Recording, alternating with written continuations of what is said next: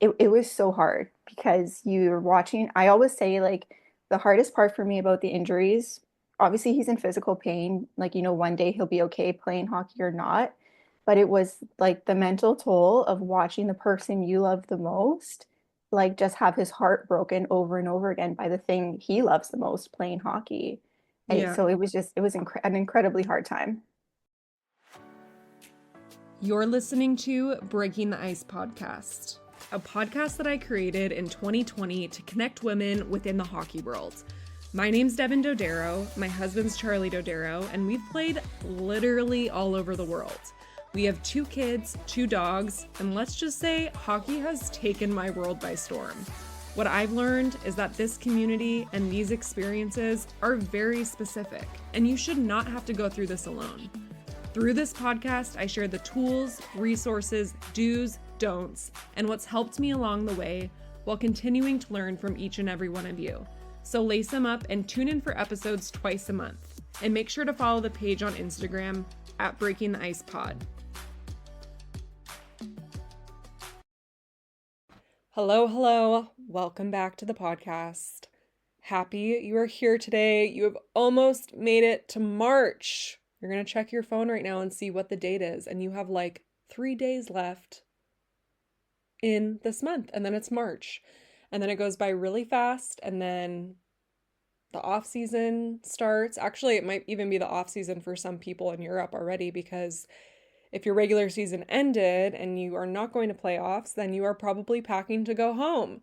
So that's exciting. I think at this time in the year is kind of that part where we're kind of the off season's kind of just dangling in front of our faces, and we're just looking forward to warmer weather and seeing our friends and family and being outside, doing all the fun summer things.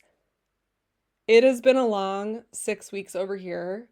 I've been sharing about that on my Instagram page. My husband has basically been gone every weekend for the last 6 or 7 weekends, and it's been very draining to say the least. Also, a lot of fun mixed in with the kids, just trying to enjoy this time with them. But on top of that, they've been sick a lot, and it's just been this revolving door of illnesses. I feel like when one kid gets it, a few days later, the other kid gets it, and it just seems like we can't really catch a break in that department. But I know it's not just us. Obviously, if you have little kids that are out and about and touching everything, that's bound to happen. And if you're listening, you're probably in a similar position. So I am ready for some sunshine. I have also been just trying to plan our summer. We wound up booking a trip to Mexico this summer, which I'm really excited about. Charlie and I took a trip to Mexico last summer to Cabo, and I fell in love with Cabo. I absolutely loved it, and we really, really needed that time together. I think at the end of that trip, him and I were honestly both just like, we need to do that once a year, because it was so nice going and being able to just be like husband and wife and not mom and dad. And don't get me wrong, mom and dad is like our favorite role to be, but in the last really 4 years since we've had kids, we haven't been able to go away together and just fully unplug, turn off any responsibilities that we have, and just truly relax. So it was much needed, and I decided that was kind of a priority to me when trying to decide our summer trips, because we were deciding if we wanted to go somewhere in Europe or not. And kind of the vibe we were wanting to do was like a all-inclusive sun trip somewhere, which would be really fun with the kids. But the more I thought of it, I was like, honestly, this is a kind of trip I want to do when my kids are like 4 and 6, not 2 and 4, because we're going to spend so much money. And yes, we'll have family memories, but I also am kind of prioritizing this time just because we're so hands-on all year and we never really get that time together, that was what I felt I wanted to do. So it is possible that we might take a little trip in the off season still with the kids over here in Europe before we go home, depending on when our season ends. We're going to go to Mexico. We're going to go to San Diego for a week to see my parents, take the kids to Legoland. And there's a little area a couple hours away from Boise where we live in the summer, either Sun Valley or McCall, that we were talking about just beating the heat and getting out somewhere in July. So those are kind of our plans for the summer. Oh, and one more thing is one of my best friends and we are going up to McCall. That's one of those places I just mentioned with just her and I and our boys. And the boys are a month apart and they are little besties. She lives 2 doors down from me, and we're just going to pack the car up and go. And we're so excited just to spend that quality time. So that has majorly helped me is making summer plans and having those things to look forward to, especially because we have not had any breaks this season besides like, 2 days off, which you can't really do much when you have kids, especially if they're in school. So I am pumped. I'm looking forward to those trips and yeah, just trying to make the most out of the rest of the season here. But currently recovering from the weeks on weeks on weeks of solo parenting. So hopefully I can, get back up to my normal speed. And if I'm talking a lot right now, it's because I'm on my second cup of coffee. So before I ramble on and on and on, I would love to chat about the guest that I'm having on my podcast today, which is Jessica Corrado. Jessica is married to Frank Corrado. He is a sports broadcaster on TSN. Charlie and Frank actually played together junior hockey, and the four of us got lunch pre-kids way back in the day when I was living in Chicago. And it was so fun to just sit down and catch up with her because now we both have two kids. She has twin identical girls who are 10 months old now. I think probably a little bit older. They're probably close to 1 because we recorded this a little bit ago. But a lot of people have been requesting a few topics lately that Jessica can really speak to, which is injuries, retirement. She's an immigration lawyer that deals with a lot of situations from Canada to US. She's helped a lot of hockey families. She's a twin mom. So we got into all of the things today. And if you are listening to this episode, you're probably wondering about one of those things. So she did a really great job opening up and sharing about all of this. So thank you for being here. Thank you for listening to this episode. If you have not done so yet, I would absolutely love it if you're listening to stop what you're doing, go to Apple Podcast, scroll down about halfway till you see the little review section, rate Breaking the Ice 5 stars, and leave a little blurb review about why you love the podcast. This helps with the podcast being able to get seen and found by other listeners, and it means the world to me. So thank you so much for being here. Have a great rest of your week, and we will connect over on Instagram.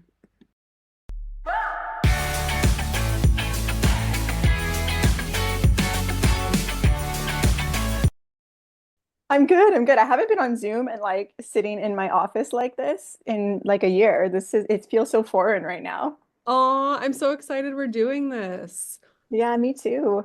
Charlie Me and I were too. just talking about how it's just crazy to think that we've like met and stuff. And I know. And like I was thinking about it because when we were together in Chicago, it feels like yesterday, but also like 100 years ago at the same time. it really does. Like so much has happened and like Mhm. we all have kids now and yeah, it's so I crazy. know. I know. Yeah, Okay. but thank you for rescheduling with me Oh because my God, no problem. That's life, like happens. I know. And now I have something, so that's why my voice is all like Oh no. I know. I'm like it's never ending once you have kids in school and I'm sure for you it's gonna be I bad. know we've really like hunkered down and like have been like crazy about illness this cold and flu season just because the girls were premature and like they are so little still and it's just I don't know I've been a little bit crazy with that. I'm sure like a lot of people roll their eyes at me, but yeah, I don't want to know what taking care of twins this little and sick feels like. No, I don't blame you. Yeah, I'm really no. the same way. Like even when my kids, you get a little bit more lax, like once they're in school, but Mhm. for the first 2 years at least. I'm like, if I hear of anyone sick, I'm like, stay away from us. Yeah, it's so funny the school thing because I have friends whose kids are older and they go to daycare and it's like day one. Day one, they come home with an illness and it like never stops. Oh, I know. It's like a revolving door. And then you literally hear kids like walking into the school, like coughing up a lung. And I'm just like, Shouldn't you be home yeah, like awesome. Now you've for just school? infected like Yeah. the entire classroom. So that's Yeah. great. Now my kid's gonna get whatever is going on with you. Yeah.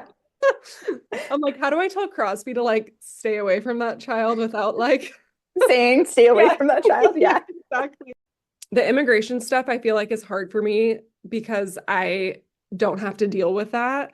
But Yeah. there's so many people that do, and they ask me questions, and I always like redirect them to the Facebook group because I'm just like, I'm sorry, I can't help you because like I just don't have that I experience. know. I know. It's But I hard. did, It's a lot. It's a lot. And like also too, like it's so specific because it depends. There's just so many different situations. Like I've helped a lot of girls. Um, I do Canada and the US, so my knowledge is like limited to that. I don't know a whole lot about Europe. But it's so specific. There's general rules, but everyone goes through their own stuff. yeah, and I did get a few questions from people asking about certain American Canadian things. So I'll just kind of like loop it in as we Okay. get into it. But Yeah. we'll get started. So thank you for being here. Yeah, of And course. I was trying to think, I'm like, I can't even remember how you guys met, but I feel like you have a cool story. Oh, me and Frank? Yeah.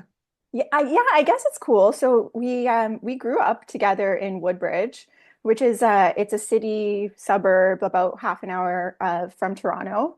And so we went to the same elementary school, the same high school. He's a year younger than me. But we never really crossed paths until later in life. And then we like reconnected one summer. I was serving at a restaurant in our hometown, and he came in with a friend, and he was like trying to pick me up and get my number. And I was just like, no, no, no, get away from me. Like, I don't want anything to do with like your hockey player business. Like, not giving you my number, but I was like, here, you know what? We went to school together. You can follow me on Instagram. And then 6 months later, he happened to be playing in Toronto. And I was home early from law school because I had appendix surgery, like emergency surgery out of the blue. And then he had just slid into my DMs. And I was like, okay, well, I guess I have some time to kill now that I'm home for 6 weeks. So we went on a couple dates and then we've just been together ever since. Okay. Yeah. I knew it was something like you guys knew each other from another time, but never were like dating or anything. And then No. found your way back to each other. So that is like, I love those stories so much. I think they're so fun. Yeah, it's crazy because like we were right under each other's noses like our whole lives essentially.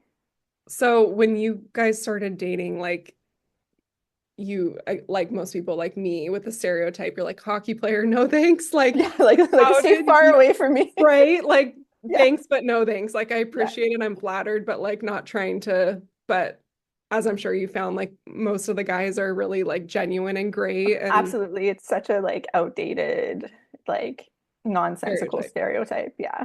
Totally. But so when you started in the hockey world, like what was your perception of everything? Oh my God, I was like super nervous because he was at the time also playing for the Leafs. So growing up like close to Toronto, you're like, oh my God, like this is a big deal. And so the first like 6 months we were dating, I didn't really have too much exposure to like his world other than like I would meet him after games and like stay with him on the weekends, like when I was home from law school and things like that. But then the next season going into it, I was just so nervous. I like and super intimidated Yeah. also for like no reason because everyone was super kind. So, um, yeah, but it's one of those situations where you're like, what is this world like that I'm walking into? And I tend to be that person that's a little bit more reserved until like I'm warmed up to people. So that is just hard walking into a group of like Yeah. established friendships. And I know you talk about that all the time. Oh, for sure. I know it's definitely intimidating. And I feel that it's kind of nice though to go into it a little bit naive and like not exactly knowing what to Yeah. expect or having those expectations because it just kind of takes the pressure off of Oh, for all of sure. that. Yeah. Yeah. Yeah. Like how long did he play after you guys met? I think I met him about halfway through his career. So he retired in the 2021-2022 season, and we met in 2016. So Okay. so I think that what is that, like 6, 7 years he was playing while we were Okay. together? Okay. Something like that. When Yeah. we got lunch, do you remember what team he was playing for then? Do you Because remember that what would year have that been in was? like, I think that would have been because it would have been in 2016. I think you guys 2000, like had was it reached, 2016 or 17? I think it was 16 because it was the summer I was living in Chicago with Charlie and that's 16, 17. Yeah, it was the 16 Okay. summer. So I think he was 16, 17, he was with the Leafs, but then in March 2017, up and down between the NHL and AHL. And then in Okay. 2017, he got traded to the Pittsburgh organization. Okay. So I think it might have been the summer that he was with the Pittsburgh organization. Did you go with him for like the up and downs? No, so we only lived together for one season. So we were long distance the whole time. Uh, So I was always traveling to go see him, and we got caught in a lot of like, oh, I'm getting called up, change your flight, or you're stuck at the airport now, take a cab back home. Like it was crazy.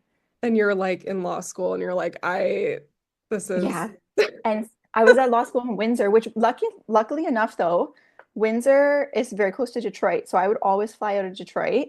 And they had a direct flight from Detroit to Wilkes-Barre Scranton, where the AHL team was. So when he was playing with Pittsburgh, it was so easy for me to just like get a ride over to the airport. yeah. And it was like, I don't know, like an hour flight over to there. So yeah, that was really convenient. Was it hard for you, like with your schedule and everything, to get the time off to go see him and then like dealing with all of that going on too? No, you know what? I feel like I was always the kind of student that I would like stack my classes on like Monday, Tuesday, and like Wednesday morning. So I'd have like a 4 day Or- weekend. Yeah. So I always made it work. And then I don't know, like you get to like third year and it's just like, okay, I can miss this class or Yeah. whatnot. Yeah. Yeah. Yeah. Yeah. So obviously one of the things that we're going to talk about is injuries. Hmm. A lot of people have been submitting that lately, and it's something that I just have never really gone into major detail with. But people really struggle with that, players and spouses. So I'd love for you to just share, because I know you said that is like something that is close to Yeah. your heart and that you feel passionate talking about. So I'd love to just hear about like what your experiences look like, and then we'll just kind of like Yeah, for unpack sure. it. So Frank and I started dating in 2016, and he was injured almost every year from 2017 until 2022. There was only one year that was injury free throughout that, and that was the COVID year. So his season ended early anyways because Right. of the COVID shutdowns. But so he was just on like he just caught the injury bug, and like he never got over it until he retired basically, and his body just said like this is enough for me. Yeah. And what are some of like the injuries that he experienced? Yeah, so he had a high ankle sprain. He tore his ACL, which required surgery. That was a big one. Yeah, that's And then that ACL surgery led to a lot of issues with the left side of his leg. So he had like a complication from the surgery with his quad tendon and like got really bad tendinosis. And then um, and then it moved up to like his hip, and then his hip wasn't right, and he was getting these crazy like convulsions in his leg towards the end. And it was so hard because you're watching. I always say like the hardest part for me about the injuries, obviously he's in physical pain, like one day he'll be okay playing hockey or not, but it was like the mental toll of watching the person you love the most like just have his heart broken over and over again by the thing he loves the most, playing hockey. And yeah. so it was an incredibly hard time. And how did you guys get through that together? I mean, there was a lot of like hard days, and I think we really just leaned on each other, as a support system. And at the end of the day, it was him mostly going through it. Like no matter what I felt, it was him and his career, and him physically in pain and mentally in pain. So I just tried to be like a sounding board for him, like, listen to him or like give him advice when he wanted advice, or just be that shoulder to cry on. But at the end of the day, like it's you and your partner, like you guys are like a team within like their team. So, just really like sticking together and being there for him in like any way I could. Yeah. Did that impact like you mentally as well? For sure, because like you when we first started dating, this is his career, right? You just think, okay, it's going to go on for as long as it goes on. But then because he had so many injuries back to back and they were so serious, thoughts would start to creep into my mind about like, okay, what's next and what are we going to do? And like, is he going to be okay mentally when he finishes hockey? Because, it's one thing to be like, oh yeah, like we're done with this lifestyle. But I feel like when you're a professional athlete or you do something that requires that much attention from such a young age, you're kind of just in this like it's like it becomes your identity. And then when it stops so abruptly, it's just like what's next? What's there for me? Was the reason that he retired, it was because of the injuries? Yeah. So his retirement was super interesting because he was home for the hockey season that year because of an injury. He was playing over in Latvia and he got injured. He couldn't play. He wanted to come home to rehab. So he comes home to rehab. Rehab isn't going as well as he thought. So he ended up staying a lot longer. And then he just never went back because he started getting these opportunities to do sports and radio broadcasting, and it really started quite randomly. Like he would be asked to appear on a show for like an hour or like a spot for like 15 minutes a couple weeks later. And then it kind of just really took off from there. And then, he was kind of faced with a decision like, do I keep training and try to go back, or do I just kind of, this new door has like kind of creaked open for me. Do I like pursue this new opportunity? Yeah, and that's honestly so amazing that that door opened for him because that's Yeah. a blessing in disguise, Like, So lucky that it happened like that. Like I know that's like super fortunate for us to have experienced that. And I know it's not really common. yeah, but I think even though it was there, it's still a hard decision to make. And that's kind of like what he has said too. He's like, it's just so hard for me to like imagine what else I would do besides hockey because I've played since I was a little kid and that's like kind of all they know. So But to yeah, think of like not even just transitioning to like a new career because eventually like you'll find your groove in that, but I think it's also the thought of like never being able to like play in a game again or like going mhm. into the rink and having that like banter with the guys and stuff. Like I feel like that's very difficult for them to kind of compartmentalize. Yeah, absolutely. And we were also super fortunate because when we were dealing with all of the injuries back to back to back to back, we didn't have kids. We didn't have our home.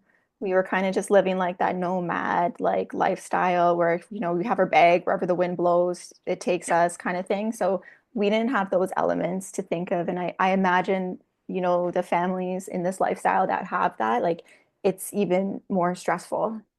Totally.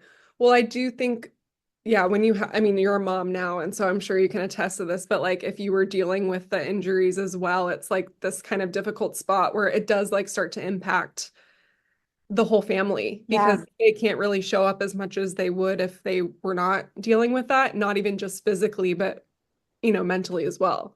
Yeah, and then too, like towards the end, like I want to say like the last 2 years when these injuries just kept like creeping up and it was like one thing after the other, the thought started to like come out with Frank, like, okay, we want to start a family soon. Do I want to put my body through this? Do I, I want to be the dad that's like on the floor playing with his kids. Like if I continue, you know, what will I be physically able to do like in my life post hockey?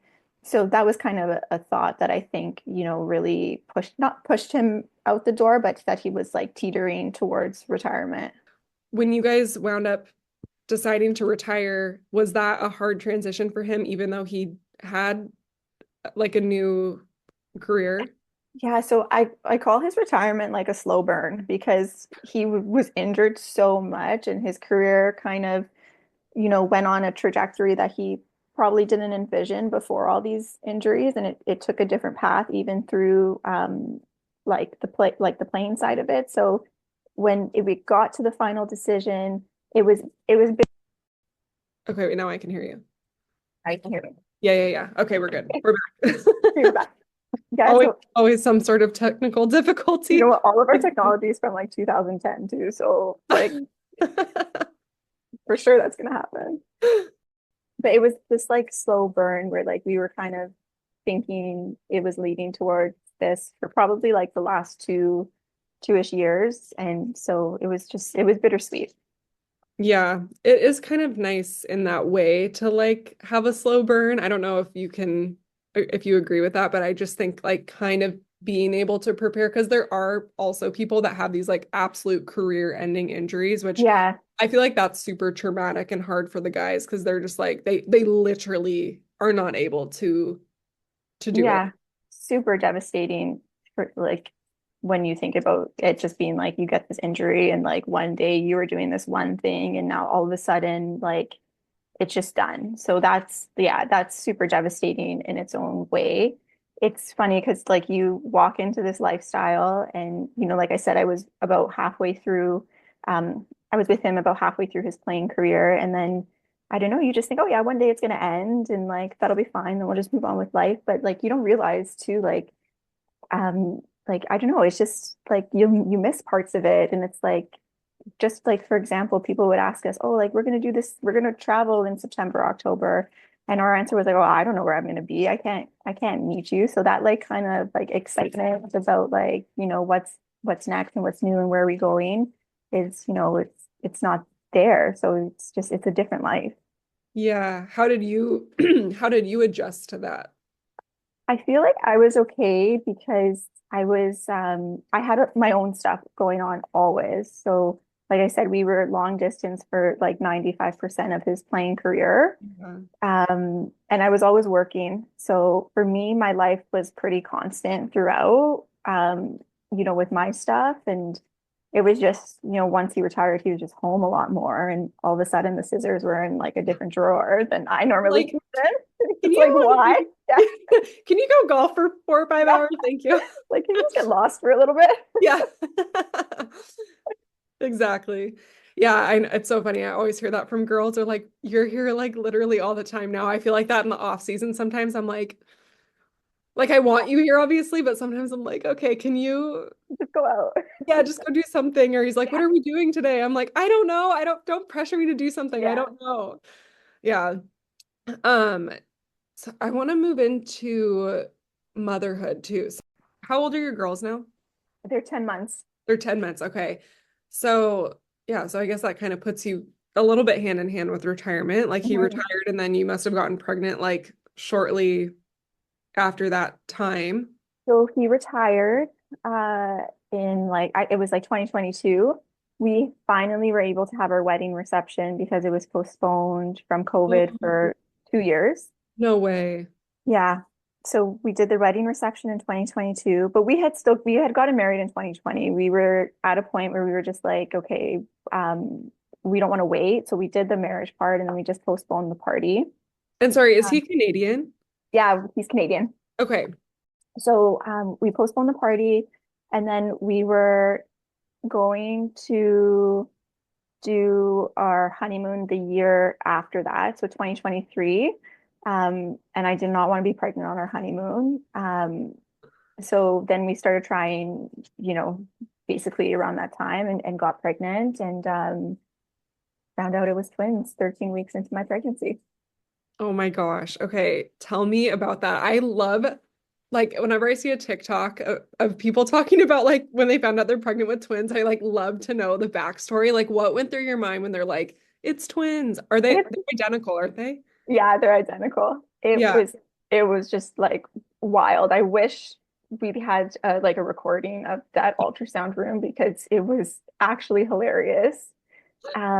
The I so I went to this new clinic for an ultrasound and I had to fill out a form and on one of the questions on the form was how many babies are you pregnant with? So I put one because that's what the last ultrasound tech had confirmed and that's what we thought. And then within like 2 minutes of being on the table, the tech turns to me and goes, you know, you're having two babies, right? And I just was like, no, what are you talking about? I'm having one baby. And then she turns the screen to me and I see the two heads and the two bodies, and it's just like, holy shit, Is he we're with having you two in the babies. room? No, and I don't know if this is a thing in America, but I actually didn't even know this. He wasn't allowed in the room with me initially. You So had they to want, break the news to him? yeah, so he's sitting outside waiting to come in. And I asked the tech, it was like 3 minutes in, and I'm like, can you just get my husband? Like he doesn't know, like I don't even know what to think right now. Oh, So she calls him in and he doesn't believe us. He he thought we thinks were it's a playing. joke. Yeah, he thought I got the tech in on a prank to like prank him that we were having twins. Oh my gosh. Yeah, for like the first 5 minutes. And then once he saw this like screen and like the pictures of like the two babies, like the two heads, the bodies, the two sets of arms, he was like, oh my God, we're having twins. Were you guys just in shock for a while? Yeah, I mean, that whole afternoon, it was just shock. Also, like excitement. Like it's very cool to have twins and Yeah. um, something we weren't expecting. But yeah, it was like it was a crazy shock, a crazy excitement. And then the next day we found out what kind of twins they were, and it was a really high risk pregnancy. So then it was like like the nervousness started to set in. Oh, really? Do you mind me asking, like, why that Yeah. was the case? Yeah, of course. So they're identical twins, but they're what's called monoamniotic monochorionic twins. So I think the short form is like mono mono. And what that means is they share a placenta and they share an amniotic sac. Oh, So it's a pretty rare pregnancy, and the risks associated with it are like any pregnancy has so many risks, and then you add a multiple pregnancy on top of that.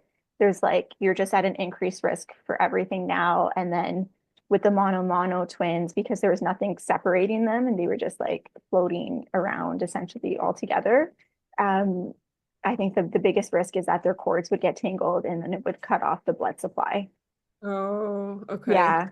So I was monitored very, very closely from as soon as we found out it was that type of twins. I was in for like weekly checks for a while, sometimes multiple times a week. And then at a certain point, I had to be admitted to the hospital for inpatient monitoring before I gave birth. Oh my goodness, was that really stressful for you? Oh my God, yeah, that inpatient part sucked so bad. Like it was just, I was in a private room, which was nice to have my own space, but it was like an internal room. I had like zero sunlight. It was, the food was not great. So it was 3 weeks. They wanted me to stay for the 7 weeks, but I was able to push it to the last 3 weeks. 7 weeks. And I'm really lucky and grateful that I like was able to push it out because I don't know if I could have done 7 weeks in Mm, that setting. mm. Yeah, no, I mean, I'm even thinking I had to stay 5 days for both of my babies, and that was like I was losing my mind. I No, cannot have 5 days is long. Like that's a long time to be in a hospital. but 3 weeks. Yeah. And how I'm long did you have to stay after? So it's so funny. As soon as I gave birth, because the babies were in the NICU, I didn't want to leave. All of a sudden, Yeah, like that hospital you're room like, was I'm like, good. oh, please, I'm good Yeah, here. Like, let me yeah. leave. Let me get my bags. Yeah. So I had the surgery on a Wednesday. I stayed the Wednesday night, the Thursday night, and then Friday at like 9 a.m. They were like, okay, lady, you gotta go. You had to leave the twins at the hospital. Yeah. Yeah. So they started off at one NICU. And then I think it's very similar in the States, but there's different levels of NICU. So they started at a level 3, and then within a couple days, they were downgraded to a level 2. So then they transferred to a community hospital that was closer to where we live, which I was super nervous about because I'm like, oh my God, my baby's first car ride is like literally in the back of an ambulance. That's so stressful. Um, but it ended up like it's a good step, right? Because that's the first step for your babies who are in the NICU to come home. Yeah. Um, so it ultimately was a good thing. Yeah. So how was postpartum for you? Oh my God, it was a blur because we were immediately in the NICU, and the girls were in the NICU for 3 weeks as well. So I didn't really like we were there 8 a.m. to 8 p.m. every day. So like we would come home, sleep, I would pump Mm. around the clock, and it was just like rinse and repeat everything the same the next day. And like so that was a very like just a blur of a time. And then the girls came home and that was super exciting, but also super nerve-wracking. I don't know how you felt with like your kids, if you felt different from like 0 to 1 or 1 to 2, but like 0 to 2 was insane. And we had like we're like two idiots, not we don't know what we're doing ever. So like, you know what I mean? Okay, so like I've thought about twins because I actually have twins in my family, Oh, but do they're you? maternal on my mom's side. So like there's a chance I could get it because she has the gene for Yeah, it. yeah, yeah. Um, I'm like, oh my God, if I can handle that. But yeah, so I've always thought to myself, okay, I could have twins. It's a possibility, right? It's like Mhm. pretty genetic if you have fraternal twins, especially if it's on Yeah. your paternal Mhm. side. But I'm like, I can't imagine going from 0 to 2. Like, I feel like it would be less stressful if you already had because you kind of know what you're doing. But like the That's first what I time, imagine. yeah, Yeah. the first time overall, like you do not know what you're doing. Like everything is new, you're figuring everything out, and you're doing it times two with Yeah. two crying babies and two hungry babies and two babies waking up in the night. Like, how how did you stay sane postpartum? Like, Oh my, I genuinely, didn't like. you didn't. Okay, did you have like post like anxiety and everything like Oh, that? for sure, especially because the babies were premature. They were 7 weeks premature. So I was super like, everyone who came to the house to see them, like masks up. Like if you were Gosh. even within like a meter of someone who coughed, like do not come over, like do not bring us your germs. So I had a lot of anxiety about that and um them getting sick and just like the feeding was difficult because they started their lives on feeding tubes. Hmm. And so then they worked their way to like being able to bottle feed. And when we were sent home, it was okay, every bottle they have to drink exactly 55 milliliters. And then, you're home for the first couple of days, and one time they drink 40, and the next time, they only want to drink 25. And you're just like, the wheels in your head are spinning. And it's like, oh my God, like, do we have to go back? Like, they didn't finish their bottle. And so as they started to get bigger and like we started to see like consistent growth being home, it like those anxieties started to fade away. Did you have a support system? Yeah, I mean, Frank has just been like such an awesome dad and husband throughout it all. And we're super lucky because his job as well, he's around a lot during the day, even though he still travels and stuff like that, he's here a lot. So I have him helping me a lot. And then, my mom was just like an absolute saint throughout the whole process. Like I really couldn't have done it without her. Okay, I was gonna say with twins, like also if you didn't live by family or anything, that would be so hard.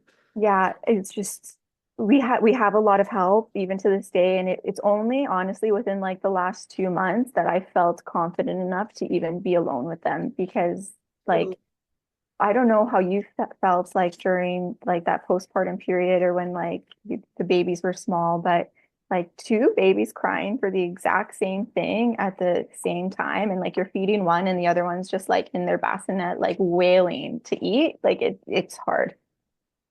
If I'm 100% honest with you, I still get nervous to take them out by myself sometimes. Like I know that sounds crazy because they're 2 and 4, but I It's get not crazy. It's as a hard. mom, I try to explain it to Charlie, but like there's like a physiological response that happens when your baby starts crying. And like for Mhm. him, I feel like he can stay really calm when like the kids are freaking out and they're screaming and I'm like in the kitchen like I'm gonna lose my mind like so overstimulated and he's just Yeah. like it's all good like whatever but I'm like no like my heart's racing like I'm stressed out I'm trying to get what they need and like I get Yeah. just still like if what if someone's freaking out in the store and then I can't think but I'm alone it's like it gets It's a better but lot. it's still hard.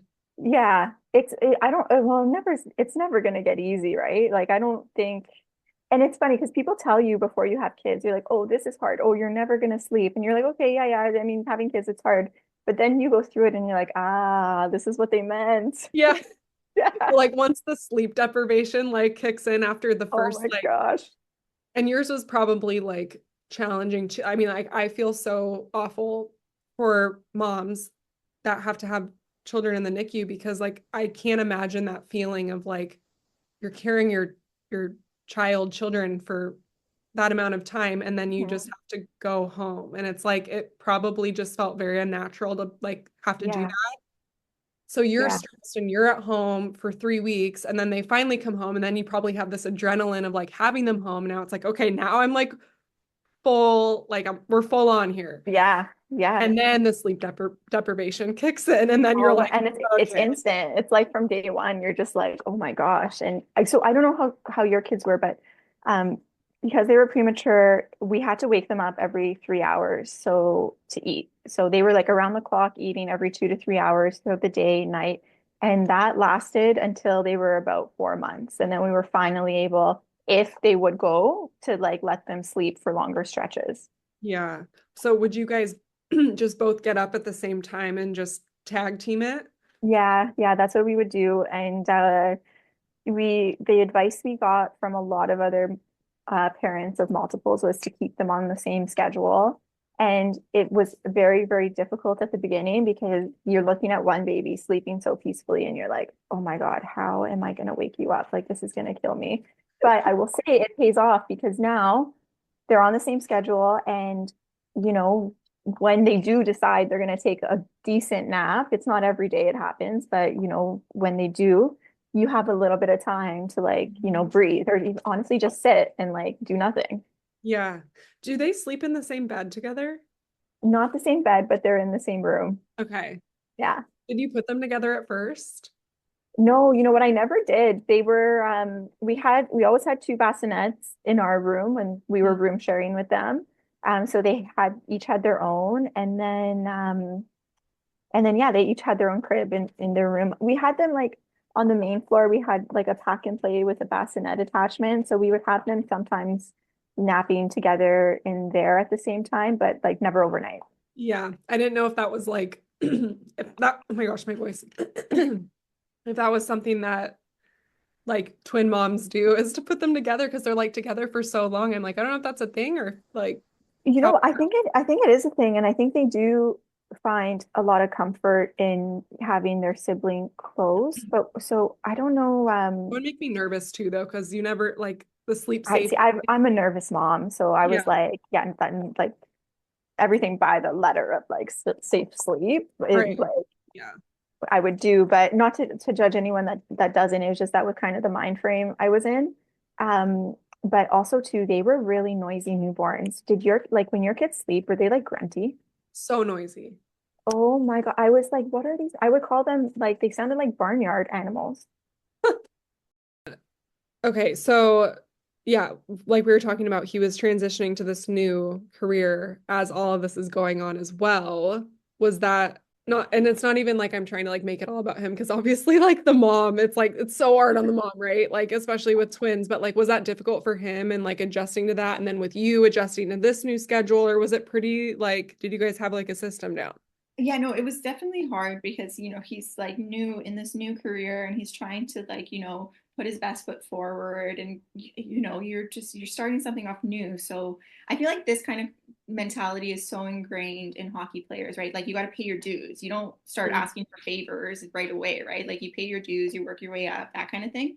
Right. So I think for him it was probably really stressful because he was just trying to juggle it all and like not ask for too many accommodations from work, but realizing you kind of have to ask for a few things to, stay sane and just be able to juggle it all. Yeah. And can you share what he does now? Yeah, so he works in sports broadcasting. So he's with TSN, which is one of Canada's sports broadcasting networks, and he does like a bunch of radio and TV and comments on like hockey. Yeah. He was one of the first when Charlie and I first started dating. He's like one of the names. I don't know why I like remember his name, but I remember like seeing him and Charlie like comment on each other's stuff. And I'm like, Yeah. he's like one of the names I've always just remembered. And that's so awesome to like follow his journey and see what he's doing now. And yeah, Yeah, it's good. And it's, I think, too, what made retirement easy for him. Not easy, but like an easier pill to swallow was that he was still in hockey. So he was, still very connected to the game, just now in a different capacity. And it was nice too, like to see him do something where I got to see like that drive back in his eyes and like, that passion where he's not like going to the rink and super anxious about, oh, am I going to get injured again today in this practice, or I can't do this move or whatnot. And it was, it was nice to see him kind of like breathe and like take that load off of his shoulders. For sure. And I think the older you get too, like the politics part of hockey can get very Yeah, exhausting. for sure. The Yeah. business part of it, especially if you're doing the whole up down situation, that is like that really takes a toll. Like we did that early on in Charlie's career, but like even then, like after 2 seasons of it, he's like, I can't keep doing this. Like this is exhausting, and I'm not even like playing the sport that I'm like here to play because I'm doing the whole up down thing constantly. Yeah, I think at first the whole up down thing is like exciting, right? Because oh, you get called up and Right. you get a chance to like, play for the big team and whatnot. But then, like you said, after a while, you're like, okay, here we go again. And like now I'm in Wilkes-Barre and you're in Pittsburgh, and like it's just I don't know, it's gets very hard very fast. As a spouse too, to like have to just accept that and be like, okay, this is like getting kind of expensive and Oh, it's so exhausting. expensive. Like actually, you know what? I plug in airline? I always flew Delta, and they were so great to deal with. Really? Yeah, there's like no affiliation with them whatsoever, but they were just they were just Shout so out awesome. Delta. Every time we had to like, and we had to change flights so many times. They were so accommodating with us, Oh, and okay, like that's cancel good to flights, know. they always gave us like credit for like basically the full thing. It was a very very nice airline to deal with I at do the like, time. Anyways, it's been a while, so I don't know how yeah. things are, but yeah, So if you're dealing with this situation right now, yeah. Delta, United, not so much. I have my issues with United. I'm like this year, I'm like, we cannot fly United over here. Like I'm done with them. I feel like there's always something with these certain airlines Yeah.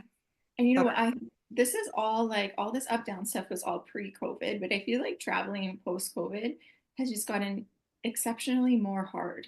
yeah, I would agree with that Yeah. for sure. Yeah. Yeah. Okay. And then I want to end on what you do for work.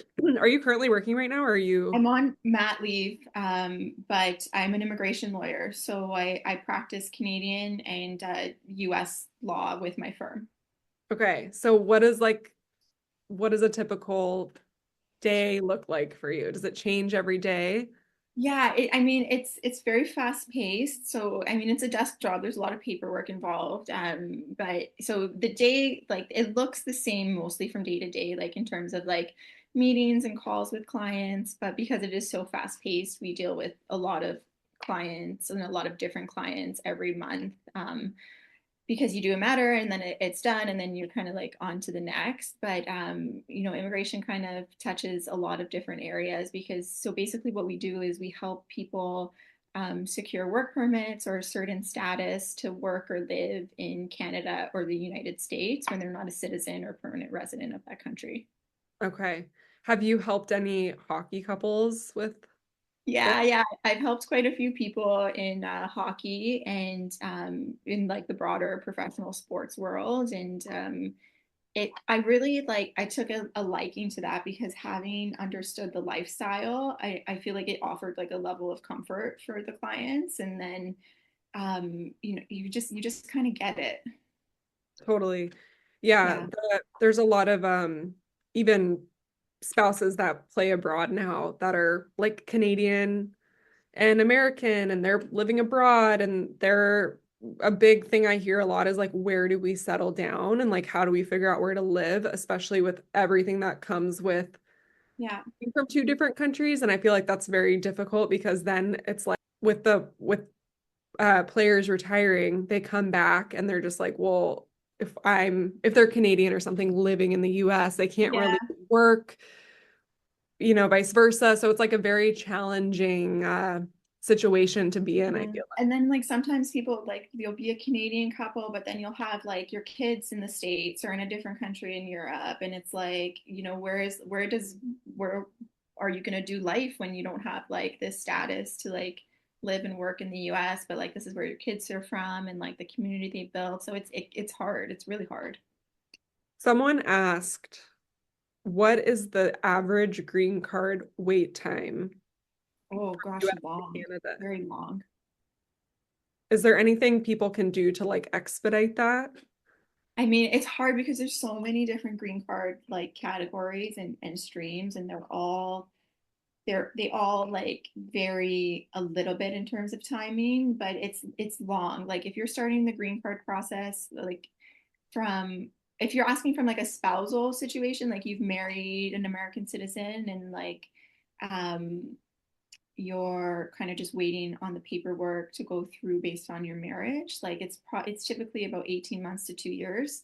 And then if you're doing like an employment based situation, it's like 2 plus years. Like it's Wow. very long, and it's the thing that's frustrating about immigration, and it's very frustrating for clients, but it's also frustrating for us because we don't want to upset our clients. But timing is just always dependent on the government, and they have backlogs. And like I could tell you, oh, it's going to take 6 months, and then a backlog starts, and now all of a sudden we're at 18 months. So it's always evolving, which I mean, it's not really answering the question, but No, it's it's just okay. I mean, it's out of your control. It sounds. yeah. Do you have like any information or resources or steps that people can take to start that process? Like, what would you say, like someone that just is not even near retirement, but they're like, it's something that's like a stress to them. Like maybe they're living abroad, but they Yeah. are, you know what I I mean, mean? I think the earlier you start to have these thoughts and conversations is, the better. And it's easy to say start thinking about it early though, but in this lifestyle you sometimes don't, or most of the time you don't get that luxury because maybe you're on one year deals or you're like hopping around a lot. So that's a challenge as well too. But the earlier you kind of start to think about it, the more you can plan ahead. And if the chips fall a certain way, and it's like an ideal situation, then maybe you can plan for post retirement to have some kind of status if there's options that exist. So yeah, really just thinking ahead is Okay. like the best thing you can do. And then in terms of resources, I would say like reach out to the team first if you're thinking about needing some kind of status post hockey. Like there's usually like resources connected to every team in terms of who they use for immigration work and things like that.